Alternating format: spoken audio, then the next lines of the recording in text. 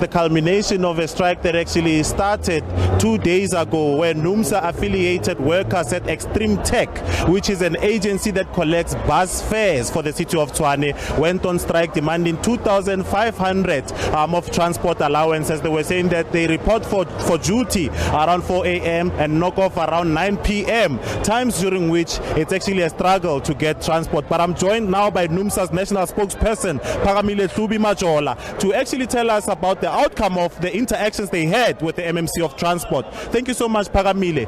Are you happy? What are the feelings, especially among the NUMSA employees, the NUMSA members?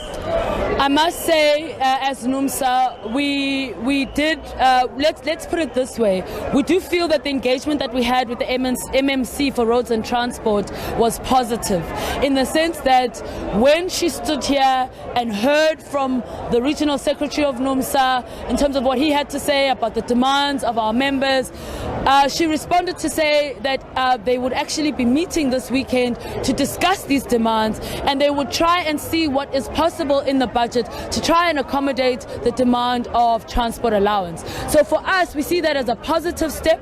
However, time will tell if what they have said here will translate into real positive action for our members. And there were some utterances that were made by some of the management from one of the agents that's embroiled in this particular strike.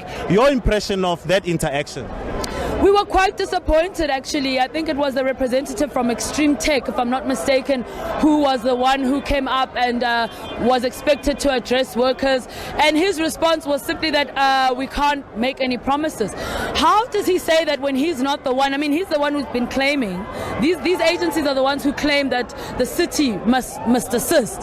When the city gives an indication that it might be able to assist, they then respond that they can't make any promises. And that in and of itself is a demonstration of the kind of attitude that workers are dealing with when dealing with these agencies. And this is why the truth of the matter is we should actually do away with these agencies. Why doesn't the city employ workers directly? It's obvious that the service of BRT for the city of Tshwane is an important service. So if it's an important service, hire these workers directly, do away with these labor brokers, because that's what they are, who are undermining the basic conditions of employment and undermining workers and are hostile to workers, so that we can actually improve the conditions of workers and their families in this country. But do you believe that the agencies themselves are not doing enough, especially to meet you guys halfway in terms of the basic conditions of employment? I heard that there was a transport allowance that was there, but it seems over time it just became less than covering the whole month.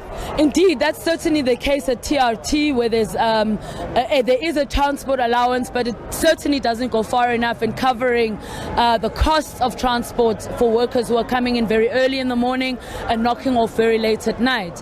And this is precisely the problem. Once you involve capitalists, people whose motive is profiteering, they cut corners everywhere and in every way possible.